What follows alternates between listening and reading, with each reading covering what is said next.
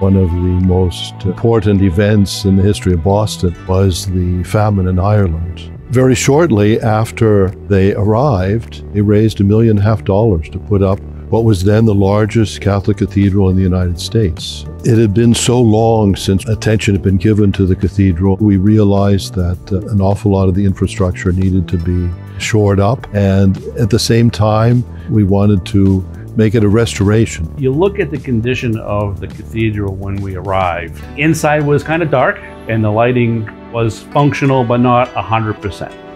It just looked like it was ready to pop. Because the challenge at first was, how do you bring it to life? We knew that we couldn't have mistakes here.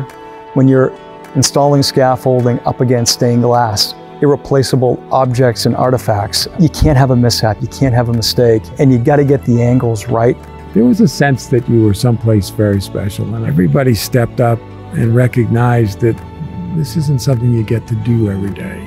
My favorite has got to be the wood trusses in the ceiling. They are functional and yet so decorative.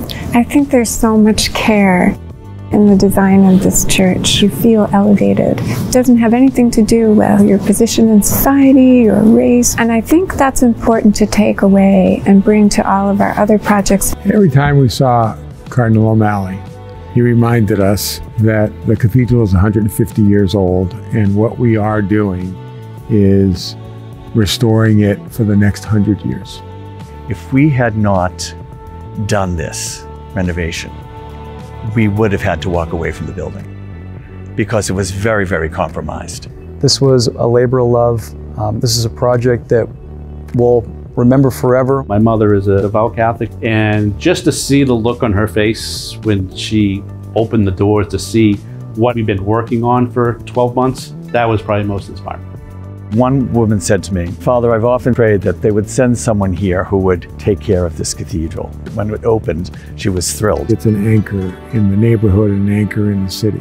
Especially today when we have to find solutions to issues about systemic racism in this country, to social injustice and lack of equity and inclusion in this country. I think the solutions will come from places like this. The church is much brighter now.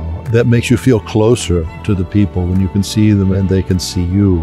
And now it's our responsibility to pass it on to future generations. It's always been a church of immigrants. Today, the largest immigrant population here are the Spanish-speaking, but we also have an Ethiopian community and an Eritrean community. The church is a church of immigrants, and Boston is a city that has always had so much vibrancy because of people coming from all over the world to make this their home.